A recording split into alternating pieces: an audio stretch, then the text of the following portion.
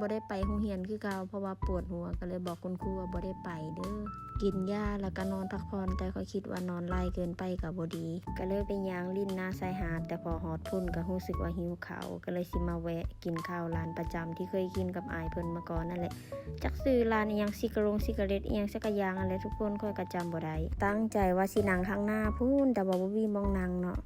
เพราะว่าก็จะมาก่อนก็จะกะนั่งก่อนแล้วมีสาวต่างชาติก็จะมาอาบแดดแต่ยังโชคดีที่ยังมีโต๊ะนึงที่ยังว่างอยู่กลางๆค่อยก็เลยมีบ่อนนั่งสั่งกับพวงกับข้าว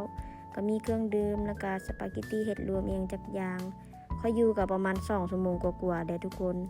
กินข้าวรับลมชมวิวหลังจากนั้นก็เดินทางกลับบ้านแล้วก็ตัดภาพมาตอนแรงค่อยสั่งบักฮุงมาประมาณ60 บาททุกคนค่อยบ่อยากไปตลาดแล้วก็มื้อนี้สิมาตำบักฮุงให้น้องสาวกินอันดับแรกก็สิเอากุ้งไปแช่ไว้กับอีหยังวะเล็บมือนางแล้วก็ดักแด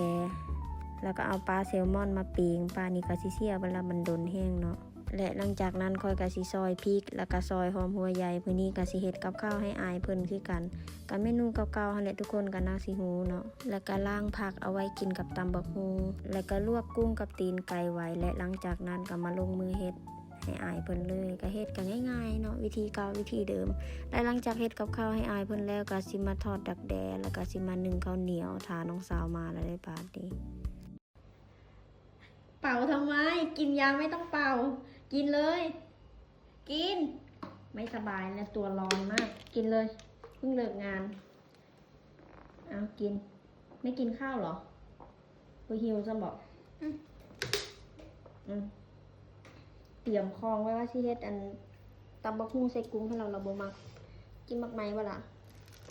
และน้องสาวค่อยแล้วก็บ่สบายกลับมาก็บ่กินข้าวกินยาแล้วก็นอนพักผ่อนและหลังจากนั้นค่อยก็สิซักเสื้อผ้าให้เรา